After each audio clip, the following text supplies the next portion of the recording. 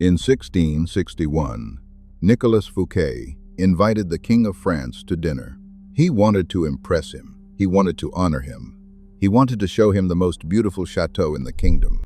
3 weeks later, Fouquet was arrested by the king's musketeers. He would spend the rest of his life in prison, and the chateau he built would become one of the most dangerous houses in French history. This is Vaux-le-Vicomte, the chateau that made Louis XIV jealous. Before Versailles became the great symbol of royal power, another palace stood in the countryside, southeast of Paris. It was not built by a king. It was built by a servant of the king. That was the problem. Nicolas Fouquet was one of the most powerful men in France. He was charming, brilliant, rich, ambitious, and dangerously close to the heart of government. In 1653, he became superintendent of finances. That placed him near the money of the kingdom, near the debts, near the favors, near the private deals that kept royal power alive. France had survived years of unrest. The treasury was strained. The monarchy had enemies. And the young Louis XIV was still learning what it meant to rule. Around him were ministers, nobles, advisors, financiers, and rivals. Fouquet was one of the greatest among them, but he understood something many men at court did not. Power was not only counted in coins. Power was also seen. A great house could speak. A garden could command. A ceiling could flatter.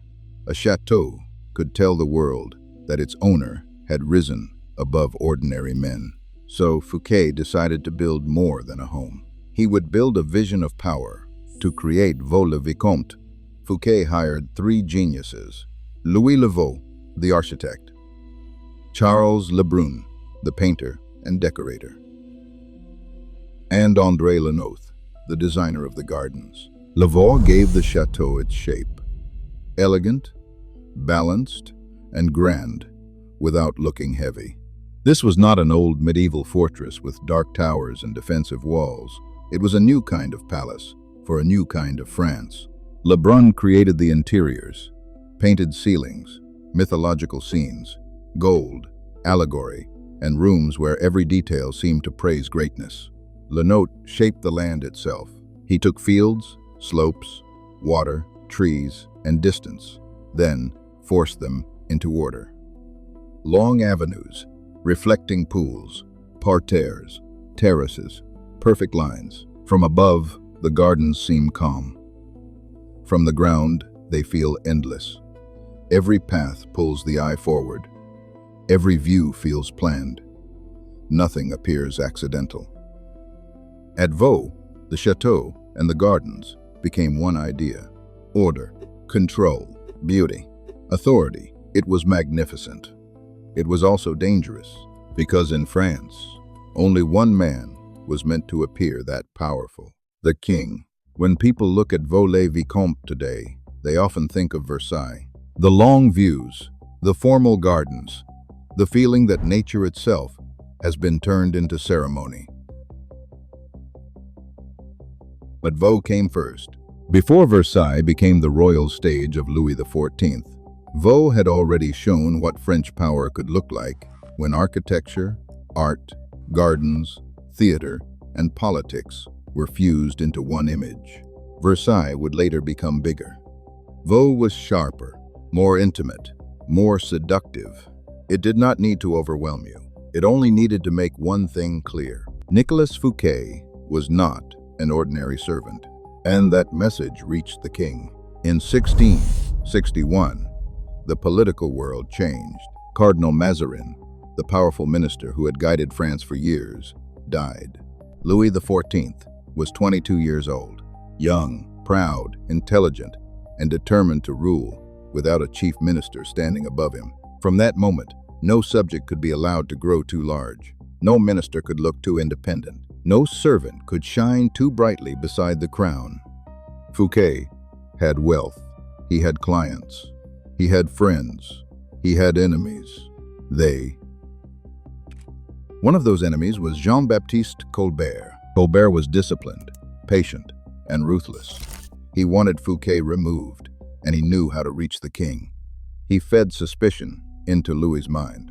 He pointed toward irregular accounts, private fortunes, and financial confusion.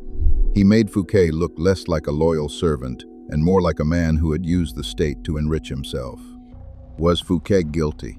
The answer is not simple. Finance in 17th century France was full of loans, favors, personal credit, and blurred lines between public money and private influence.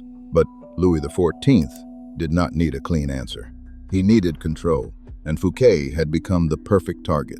Then came the night that made Vaux-le-Vicomte immortal, August 17th, 1661.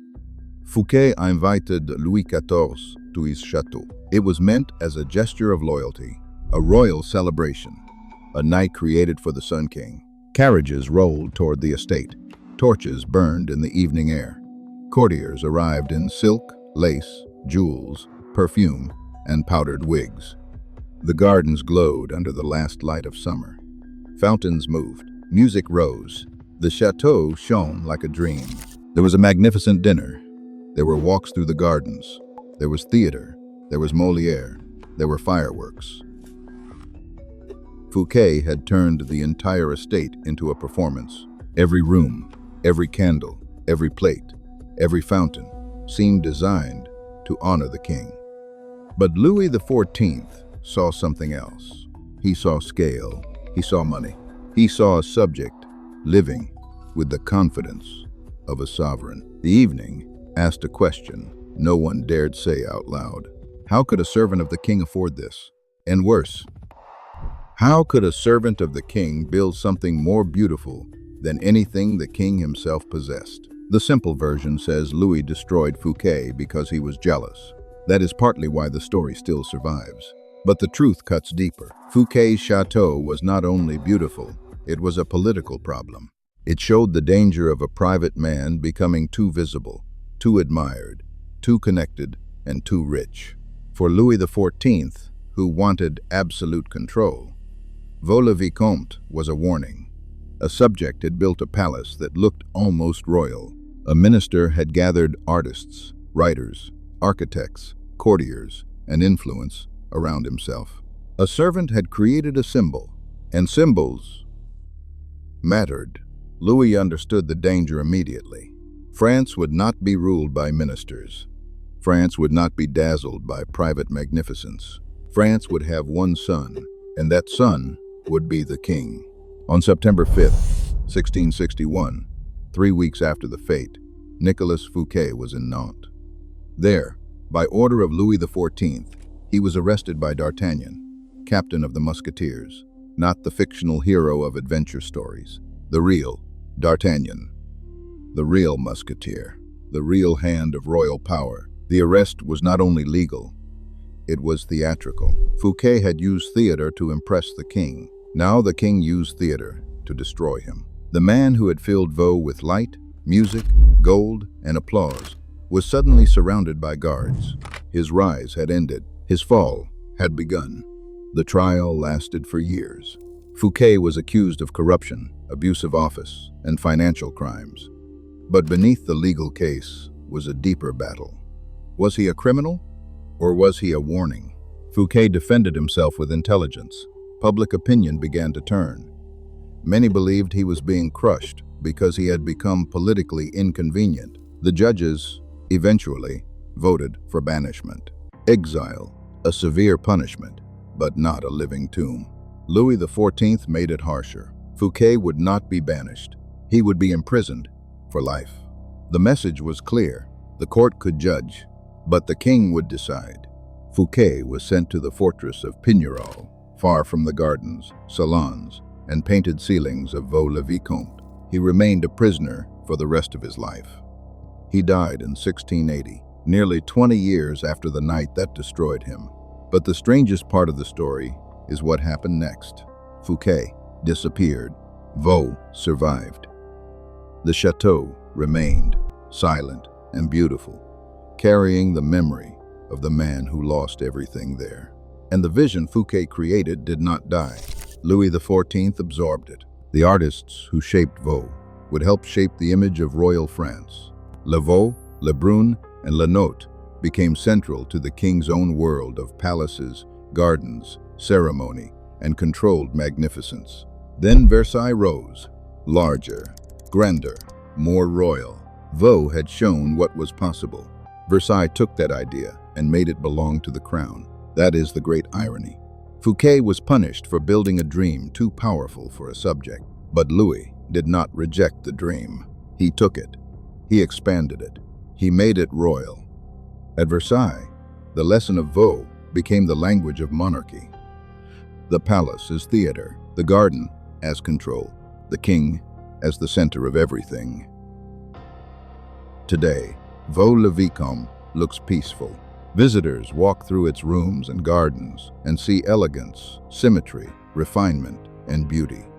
But beneath that beauty is a darker story, a celebration that became evidence, a masterpiece that became a threat, a house that looked too close to power.